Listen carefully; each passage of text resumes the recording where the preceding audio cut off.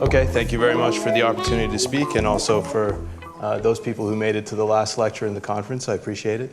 And so I'll try to make this interesting. I'll talk about a relationship between a certain type of Hurwitz numbers, which you heard a bit about this morning, and the what's called the Harishchandra Itzigson-Zubair integral, which is a certain special function in random matrix theory, and the relationship between these two objects. And I think I'll start on the random matrix side and try to give you a little bit of background.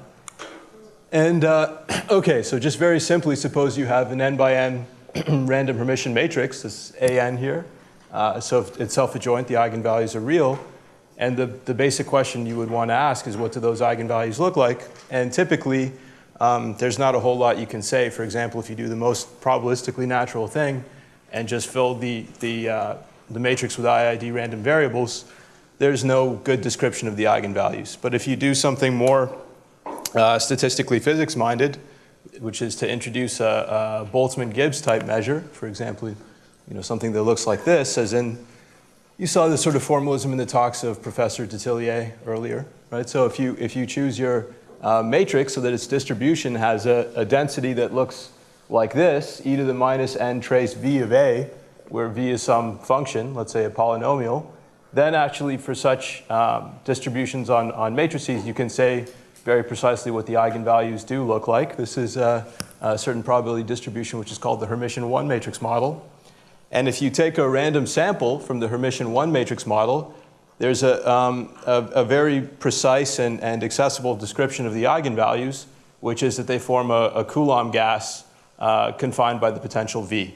So what this means is that the probability to observe the eigenvalues A1n through ANN, which I ordered in decreasing order of magnitude, is given, it's itself a Gibbs distribution, Boltzmann Gibbs distribution, where the energy functional, which I've written as E A1 through AN, is this object over here. So it's the sum of this potential V applied to each of your points AI, minus a term which is a logarithm of the distance between them. And this is an exact formula for the distribution of the eigenvalues.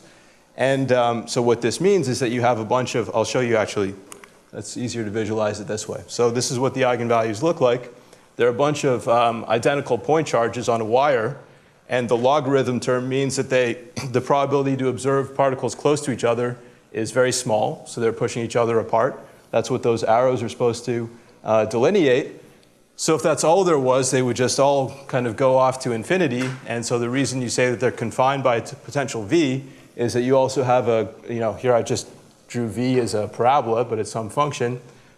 In order to maximize the probability, all the particles try to rush to the minimum of V, and yet they're pushing against each other, and there's some competition between these two terms. So this is a one component Coulomb gas on a wire with an external potential V, is what it's called.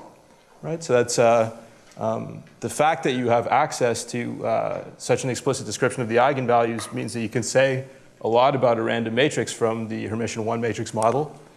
In particular, you can predict quite well what the zeros are going to look like. So in particular, this Coulomb gas system has a unique ground state configuration, which minimizes that energy functional and hence maximizes the probability to be in that configuration. And those minima are called the Fekete points of the potential. And the most basic example, which is the one I drew on the last slide, is when your potential V is just a parabola, 1/2 x squared. And then in that case, your random matrix is just a standard Gaussian random matrix. And these points, which are the unique minimizers of this energy potential, are actually just the zeros of the nth Hermite polynomial, which is a pretty precise statement. And in general, what you can say is that n goes to infinity. So as your matrices become larger and larger, and the number of eigenvalues also goes to infinity, they accumulate around a certain deterministic configuration, which is a version of the law of large numbers. They freeze around this ground state configuration. Okay? So what you wind up with is a statement something like this, a little more rigorously. So if I form what's called the empirical spectral distribution of my random matrix, which is the random probability measure which places equal mass at each of the eigenvalues, then as n goes to infinity, that random measure actually converges to a deterministic measure, which is known as the equilibrium measure, which is the unique probability measure on the real line, which minimizes this functional on the set of all probability measures on the line. S of sigma is the integral of the potential V of x against sigma minus the double integral of this log energy. Okay, so the thing that minimizes this really describes the limiting shape of your eigenvalues for random Hermitian matrices from the one matrix model. So that's it's called the equilibrium measure because it kind of represents how this competition between the potential V and the logarithmic repulsion balance out in the limit. So that's a very nice, clean, classically known statement. And what you might wonder is what happens if you take more than one matrix. So, oh, okay, wait, this is just right, this was a picture of the law of large numbers for the Hermitian one matrix model. Okay, so this is the example when the potential is V of x is 1/2 x squared. And this is, of course, the famous Wigner semicircle, which describes the limiting eigenvalue distribution for such Gaussian random matrices. And if your potential V is something that's relatively close to that, you get some kind of a deformation of this curve, which still has a pretty explicit form. So in fact, this equilibrium measure sigma infinity is going to have the form W of x times square root of x plus a, x minus b for two finite endpoints a and b, where W will, so V is a polynomial which is close to 1/2 x squared. W is going to be a polynomial which is, has degree V minus 2. Okay, so it's a fairly precise statement. And so now you might wonder, what happens if you take pairs of matrices which are allowed to interact with each other, which means that you're going to put some kind of a probability measure on the set of all pairs of n by n Hermitian matrices and take random samples from that measure, and then you'll have 2n eigenvalues, and the question is, can you again do the same sort of thing and write down the joint distribution of these eigenvalues, and is there any nice description of the system that you so obtain? And the first people to, or maybe the first people to consider this were two French physicists. So this is Claude Itzigson on the left here, and Jean-Bernard Zuber on the right. And maybe some of you, Zuber is alive and well, maybe some of you know him. I think that's actually his 70th birthday this year. And so they were the first people to think about what do the eigenvalues of a coupled pair of random Hermitian matrices look like. And so this is the model that they considered. It's a model that's sort of not very creatively known as the Hermitian two-matrix model with A-B interaction.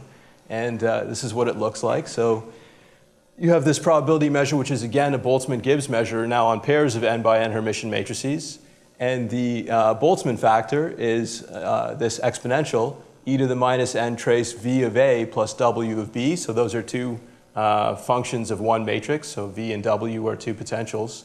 And then there's an interaction between the two matrices, which looks like the simplest possible combination of these two matrices that you could form, which is just their product, weighted by a factor z, which is this parameter that's here in red. And that's the Hermitian two-matrix model with A-B interaction. And the parameter z is what's known as the coupling constant. And really how large or how small that parameter is determines the strength of the interaction between these two matrices. So in particular, if you send this parameter z down to 0, then your this two-matrix model just decouples into two copies of the Hermitian one-matrix model. AN and BN will be independent. And if you crank z up really high, then they're very highly correlated.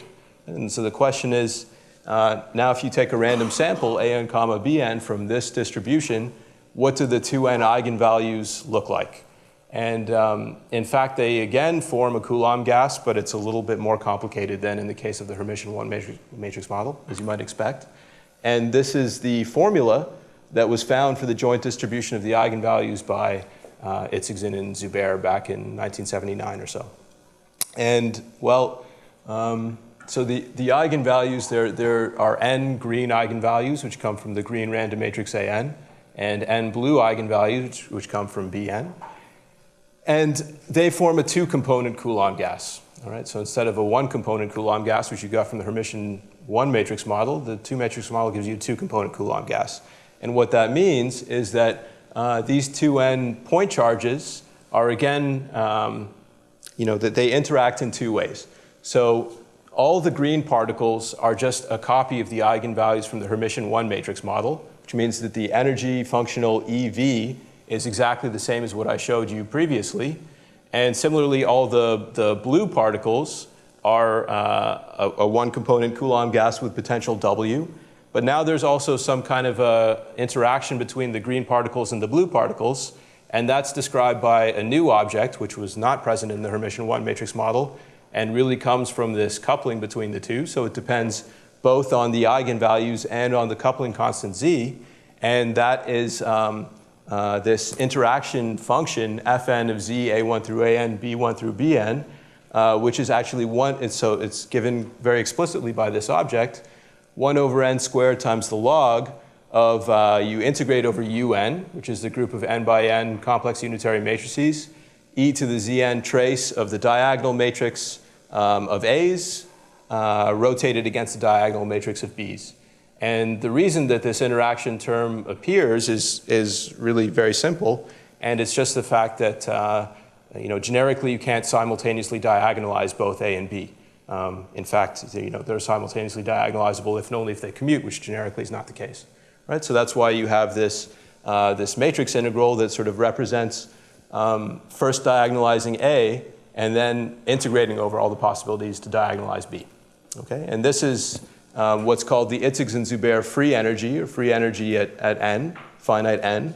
And if you'd like to understand the distribution of eigenvalues of a coupled pair of random matrices from this Hermitian two-matrix model, the thing that you don't know is this object, right? So you have a kind of a scenario that looks like this. You have this two-component Coulomb gas consisting of particles of two types, and you know exactly how in isolation one system, the green system, behaves and how the blue system behaves, but not really how they interact with each other.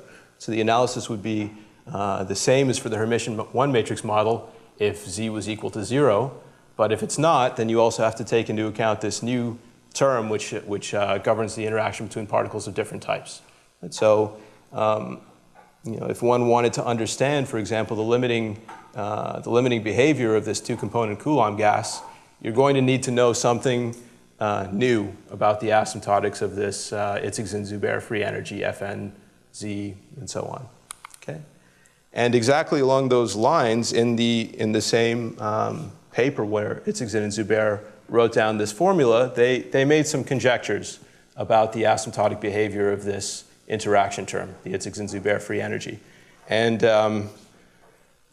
so written down quite precisely, this is what the 1978 conjecture of Itzig-Zubair looks like. So think about two deterministic sequences of particle configurations, maybe coming from AN and BN, but let's just make them deterministic, right? And so this is just two triangular arrays of real numbers.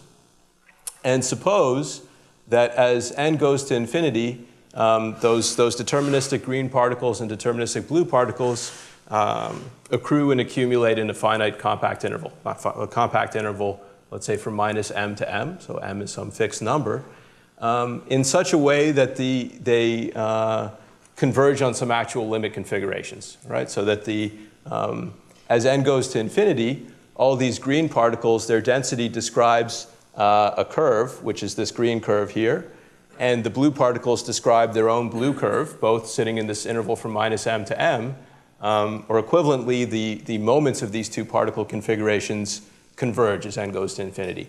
So pk here is just the power sum symmetric function, which is the sum of the kth powers of these points.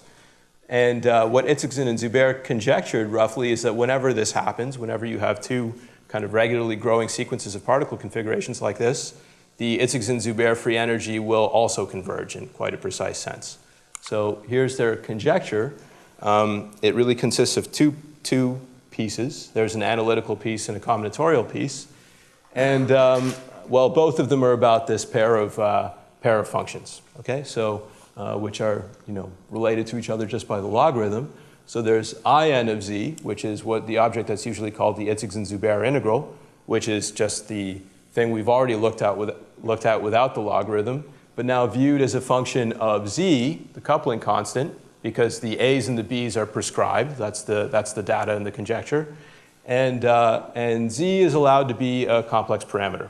So in particular, since the unitary group is compact, when you integrate e to the zn trace of the a's and the b's, you get back a holomorphic function. In fact, it's entire in the complex plane just because un is compact. And that means that its logarithm is going to be an analytic function near z equals 0 in the complex plane. And the two parts of this conjecture are, well, the analytical part says that under these sort of uniform, or rather regular growth assumptions on the input data A and B, there's going to exist some epsilon bigger than 0, such that as n goes to infinity, the Itzig-Zubair free energy converges in the topology which is natural for analytic functions. So uniformly on compact subsets of some little disk of radius epsilon in the complex plane, right? With the plane where the coupling constant z actually lives. And if that is the case, so if that were to occur, you get some limit function f infinity of z, which would necessarily be an analytic function. Right? So if this is true, if it converges uniformly on compact subsets, then the limit is also analytic. And whenever you have an analytic function, it's a natural thing to do, or something that you can do, is actually write it out in Taylor series and try to see what the coefficients are. And that's where the combinatorial part of their conjecture comes in, which is that this Itzig-Zubair limiting free energy, Fn of z, is actually a generating function. So what that means is that each derivative of f infinity at z equals 0 is a polynomial in the limit moments x1, x2, x3, and y1, y2, y3 of these two deterministic particle configurations. And moreover, that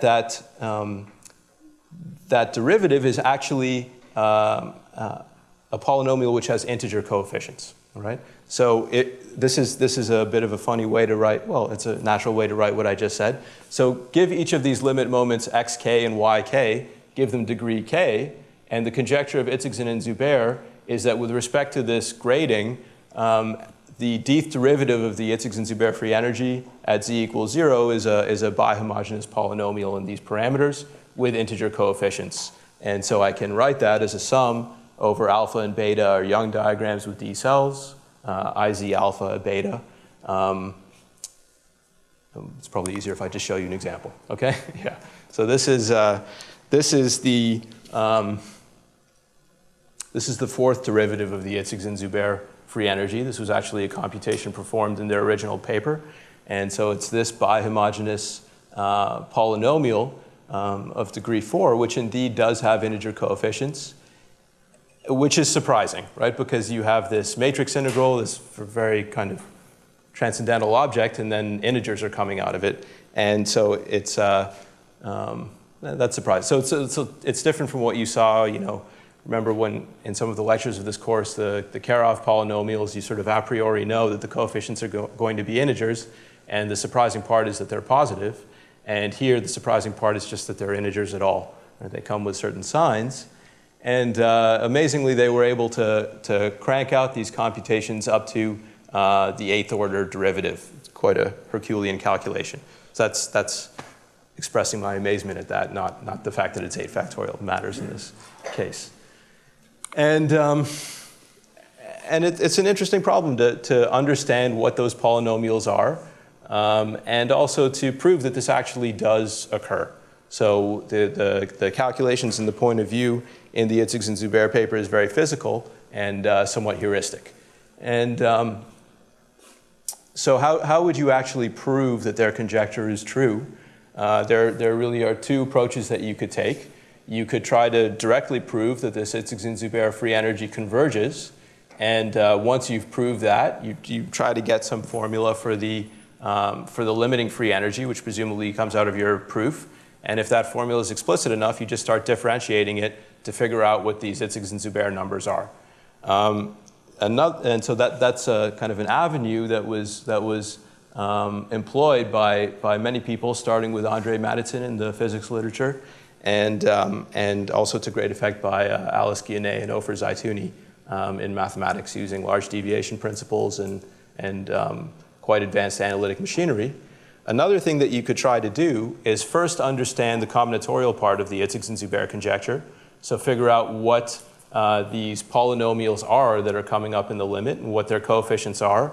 And if one has enough, a fine enough understanding of that part of the conjecture, you could then try and go back and use that information to prove the analytical part.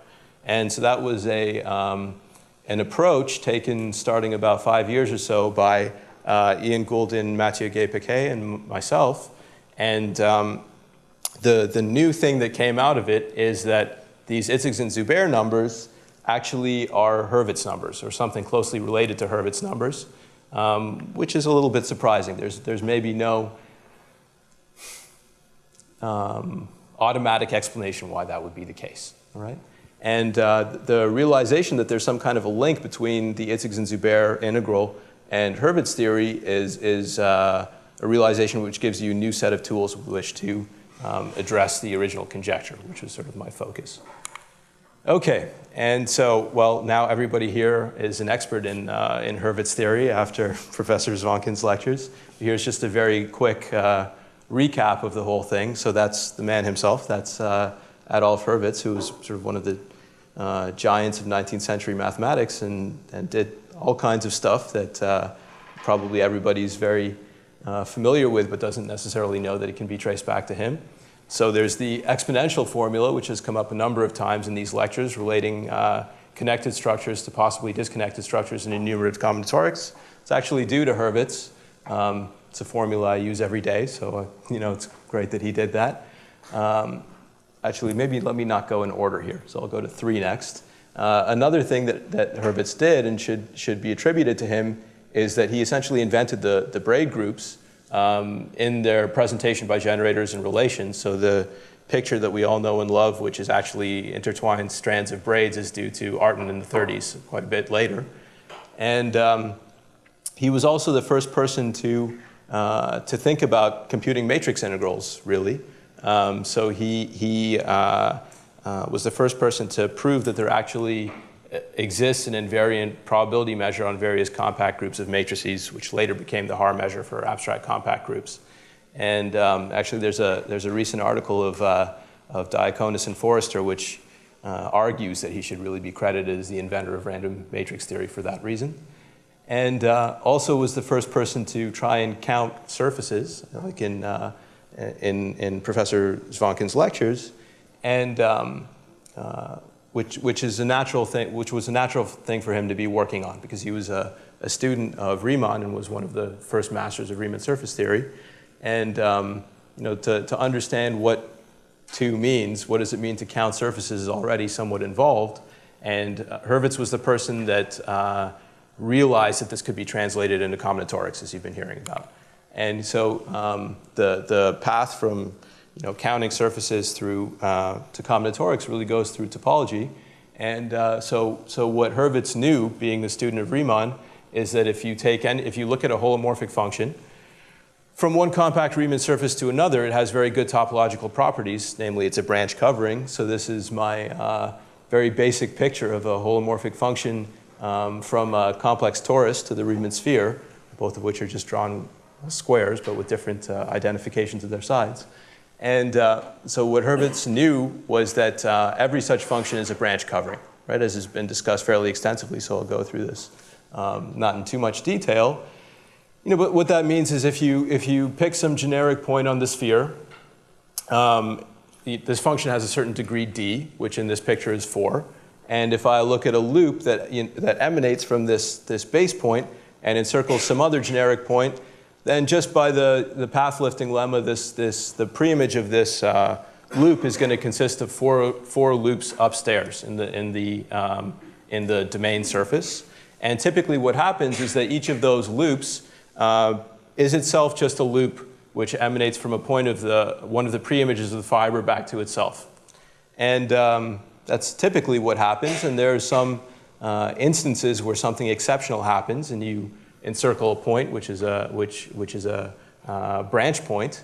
And then this loop actually lifts up to maybe some loops, but some things that are not loops, and become paths in the fiber over the base point, which begin in one point of the fiber and actually terminate in another. And so if you put a labeling on the points in the fiber over the base point, this describes for you a permutation, which usually is just the identity permutation, but sometimes is something non-trivial. So this is a 2-cycle over here on the right. And Hurwitz wanted to leverage this because he knew that there's sort of a converse to this, which is that if I just write down for you a branch covering in the topological category, so just a continuous function like this, and then I tell you that the sphere is actually the Riemann sphere with its complex structure, then there's a unique complex structure upstairs which makes this map holomorphic. So that's some type of way to parameterize holomorphic structures on compact Riemann surfaces, or on compact surfaces. And yeah, right. And this is the translation into enumeration that we've all seen now, right? So each of these permutations that are generated by this construction, they're not independent. They all have to fit together in a certain way. Namely, they have to multiply to the identity, which is just the fact that if I take the product of all these loops in the fundamental group, they become this big loop which encircles all the branch points, and since we're on the sphere, just bring it around the other side and it contracts to a null loop. Okay, so that's just a very quick run through of what now everybody here is an expert in, which is this connection between enumerative geometry and enumerative combinatorics via topology, right? And okay, and so. Most of Professor Zvonkin's lectures were focusing on the case where you're looking at branch covers which are allowed to have an arbitrary ramification profile over one point, let's say the point at infinity, and all the remaining branch points are the simplest non-trivial branching, so the profile is a 2-cycle or transposition. And I just want to introduce something that's just a small generalization of that, which is allowing for arbitrary branching over 2 points, so let's say the point at infinity and the point at 0. And so that's going to be described by 2 partitions. There's 2 Young diagrams of D cells. There's this green alpha and blue beta, and then our remaining simple branch points, the number of which is determined by the Riemann-Hurwitz formula, which in this case looks like R is 2G minus 2 plus L of alpha plus L of beta, where G is the genus of the covering surface, and L is the number of rows in a Young diagram.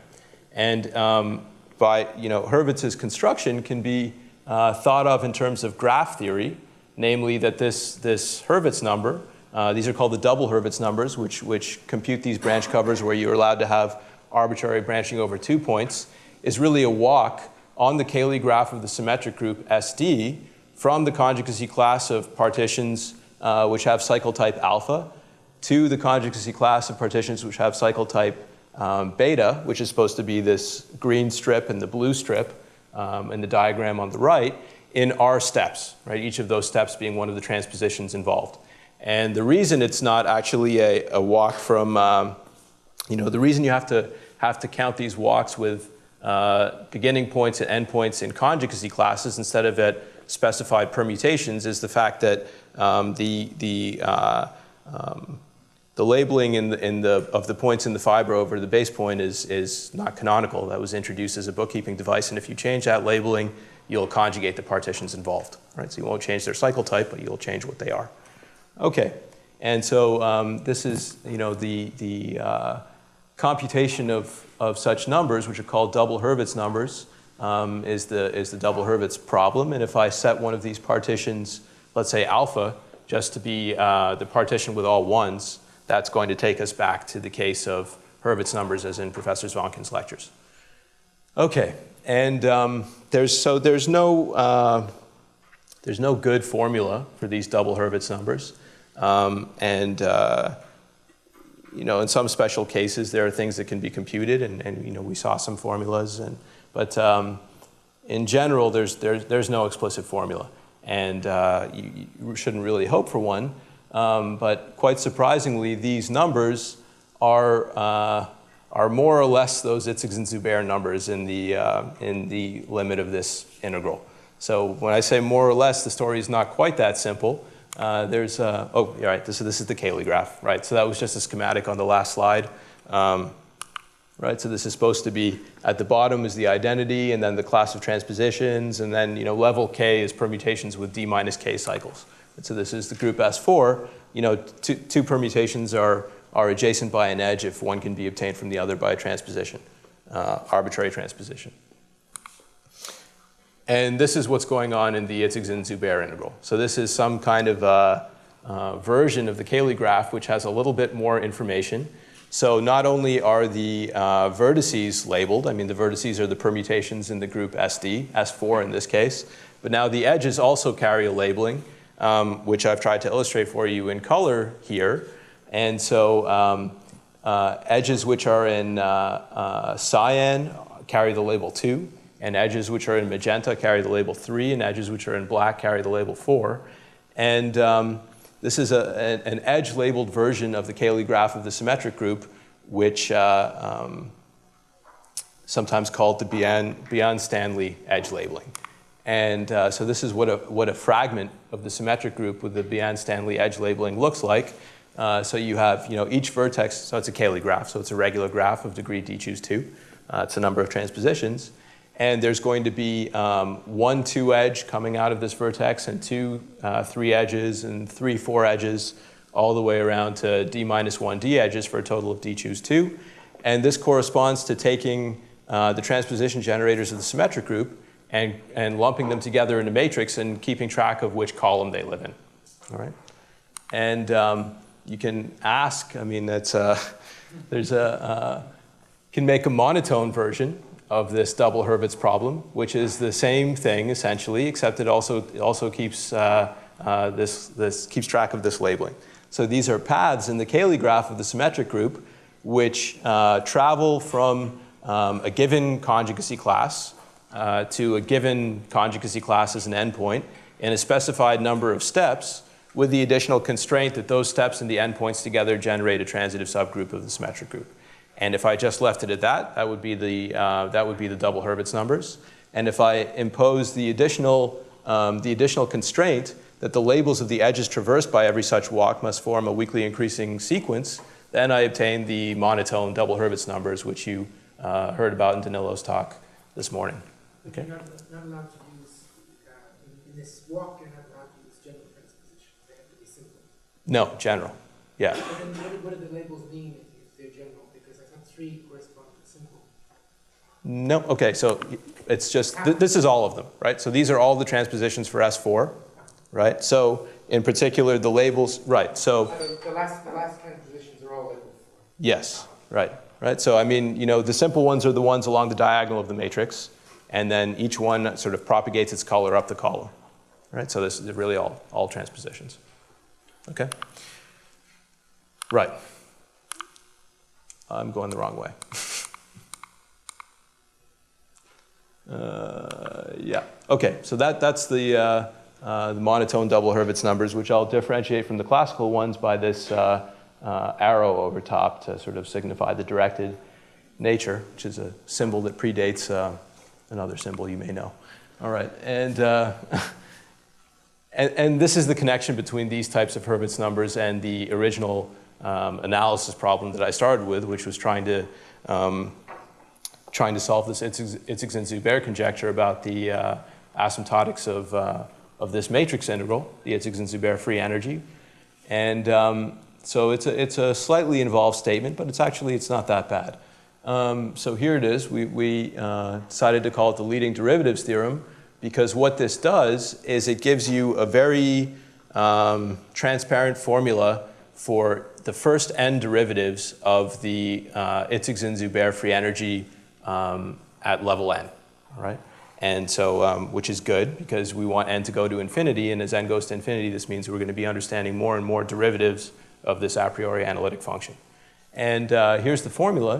It says that for any d between 1 and n, the dth derivative of fn of z at z equals 0 is a generating function for monotone double Hurwitz numbers in all genera, and of degree d being the order of the derivative, right? So this is the sum from g equals 0 to infinity 1 over n to the 2g. So n, which is this matrix dimension, is keeping track of the genus. And then I sum over all pairs of Young diagrams with D cells. And I have a sign, which is -1 to the length of alpha plus length of beta. And then I have this monotone double Hurwitz number of genus G, corresponding to the pair alpha beta, weighted by P alpha of A1n through ANN divided by n to the length of alpha. So that P alpha is the power sum symmetric function of type alpha. And similarly, P beta of B1n through BNN divided by n to the length of beta, which is really a very good presentation of this information, because remember that the assumptions in the problem are that the moments of the distributions of these green particles and blue particles are converging.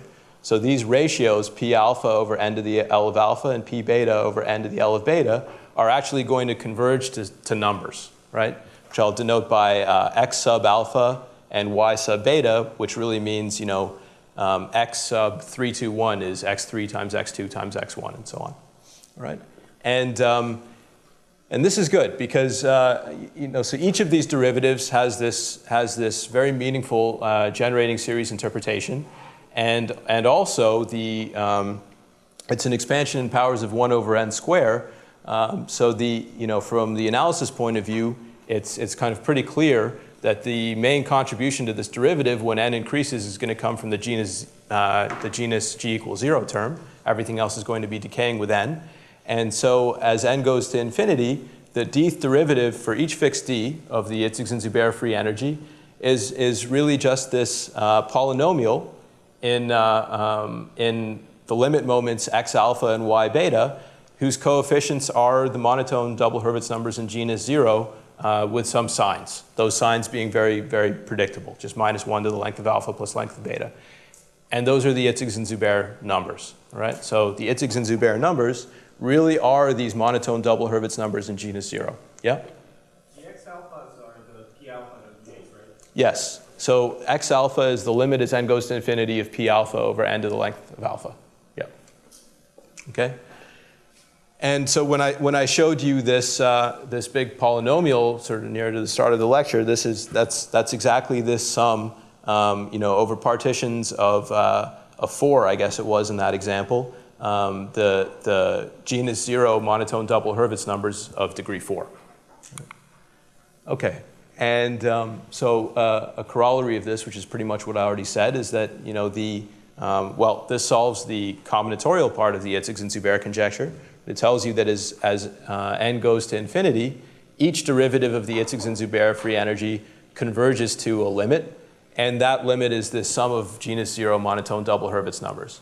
And then, you know, in accordance with this strategy, which I was trying to tell you I would implement, you'd like to go back and solve the analytical part of the Itzig-Zubair conjecture, which is actually prove convergence of the free energy uniformly on compact subsets.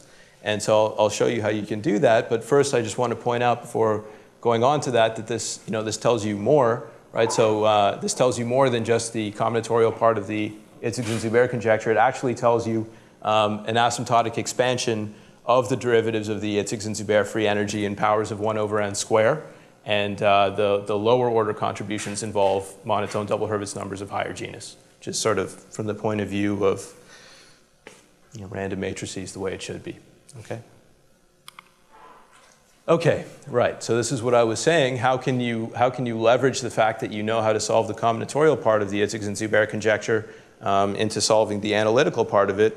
Well, what you need to know is you need to know that suppose the analytical part was true, right? Suppose Fn of z actually converged uniformly on compact subsets of some little disk to F infinity of z, then the derivatives of F infinity would have to be the limits of the derivatives of Fn. So if the conjecture is true, this must be the limiting object, right? It must actually be the power series which arises as the generating function for monotone double Hurwitz numbers in genus 0. However, we don't actually know that convergence, so we don't know that this series exists as anything other than a formal series. But what one can try to do is understand these numbers well enough that we can prove directly that this series has a positive radius of convergence, and then just compare two analytic functions. Just shouldn't be that hard. And the hard part is actually proving that this series is summable. I mean, it might be the case that these numbers grow super exponentially fast, and then that's the end of that, right? That doesn't happen, luckily. And okay, so how would you actually prove that this generating series for monotone double Hurwitz numbers in genus 0 is absolutely summable, or summable because they're positive numbers? You need to know some structure of these numbers, and as I said, there's no real formula. All right, but the point is that anything that can be said about the Hurwitz numbers, the classical Hurwitz numbers, there's a counterpart for monotone Hurwitz numbers, and that's a statement which is more true now than it was when I was working on this, and people have gotten much smarter than me, like you saw in Danilo's lecture this morning. So let me just illustrate this to you with some very simple combinatorial formulas. Not simple, but elementary. All right, so this is the simplest one. All right, so it's a theorem of Hurwitz from 1891 that the genus 0 double Hurwitz number, right, in which one of the partitions is all ones, column of ones, and the other one is a row, just D, is d minus 1 factorial times d to the d minus 2. And everybody here knows this result. You probably think it's due to Denez from, I don't know when, the 1940s or 50s. And this is just the statement that the number of ways to factor the full cycle in the symmetric group into the minimal number of transpositions is d to the d minus 2, which you can prove by making a bijection with trees. Actually, the formula goes back to Hurwitz. And this d minus 1 factorial, that's just the size of the conjugacy class of full cycles.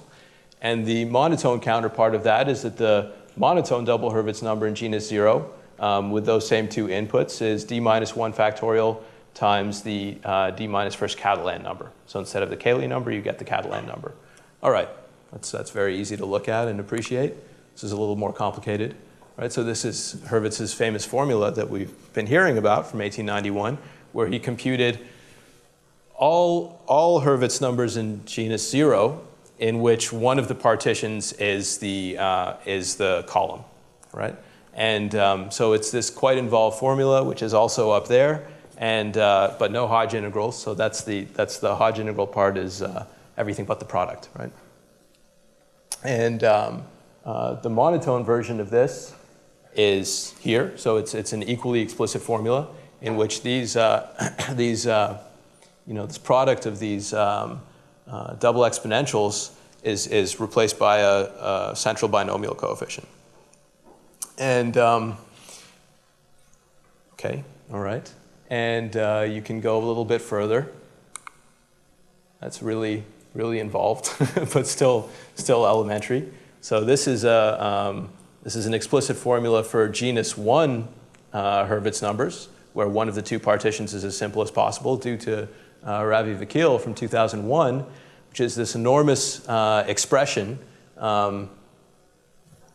in which probably some stuff needs to be explained. So at the very right there, the sum from k equals 2 to length of beta, ek beta, is the kth elementary symmetric function evaluated on the parts of beta.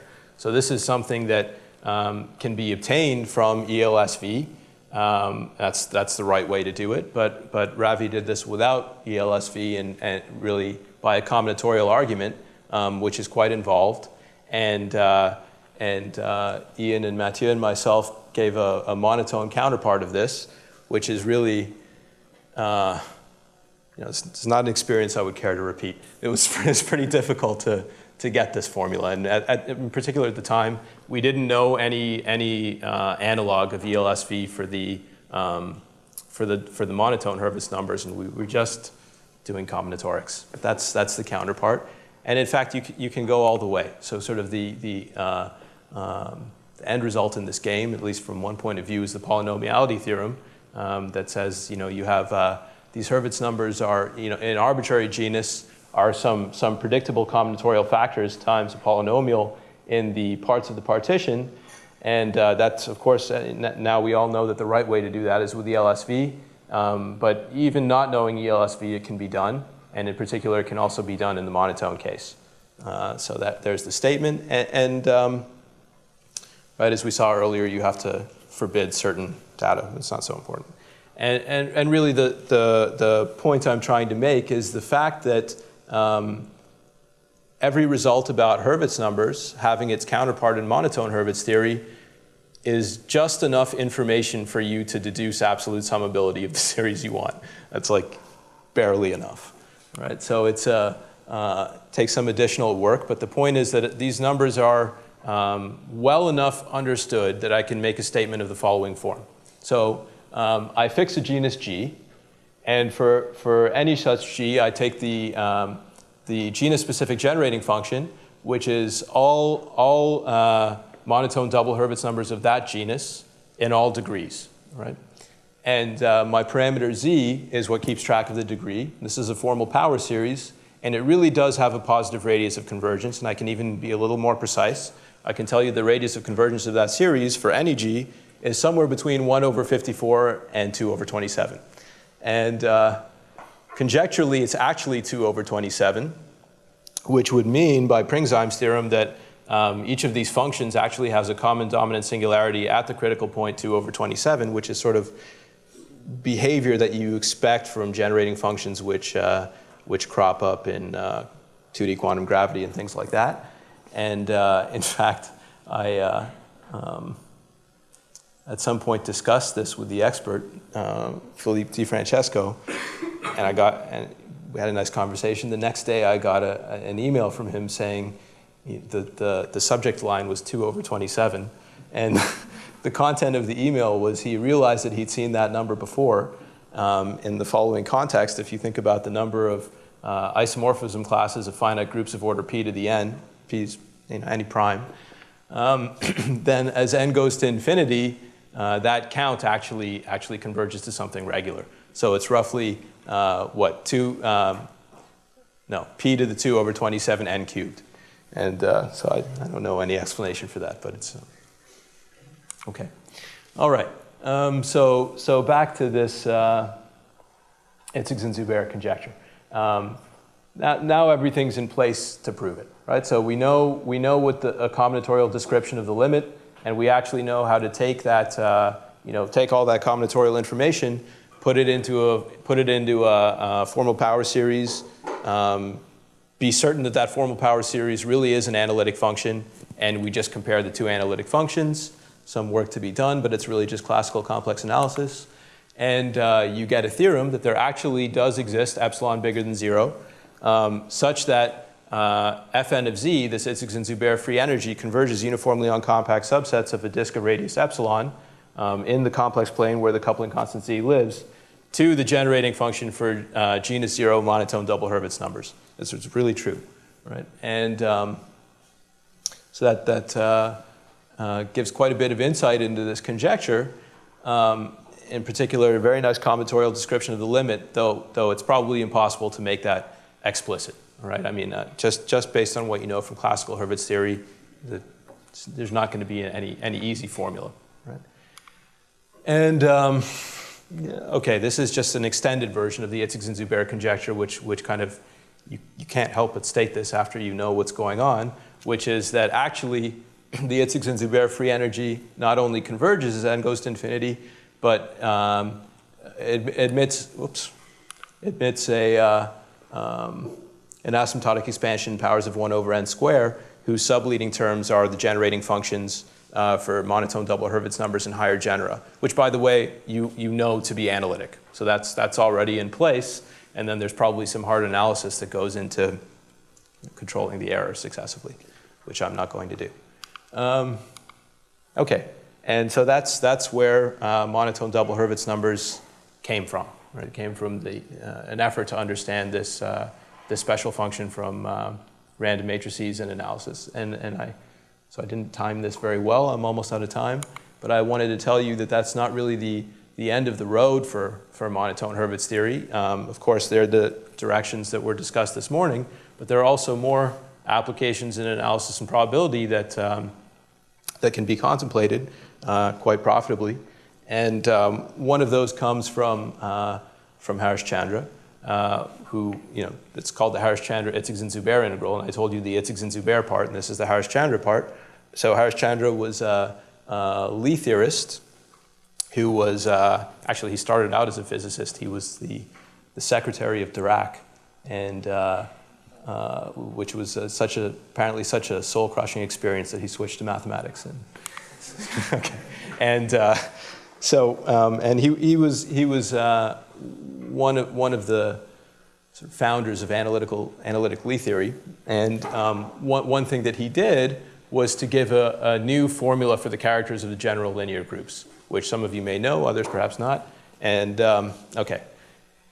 And so, as you know, irreducible representations of GL and C are parameterized by configurations of n-hard particles on the integer lattice Z. I mean, for example, this is the trivial representation here, where all the particles are squished together, and this is the tautological representation, where one particle jumps one site right.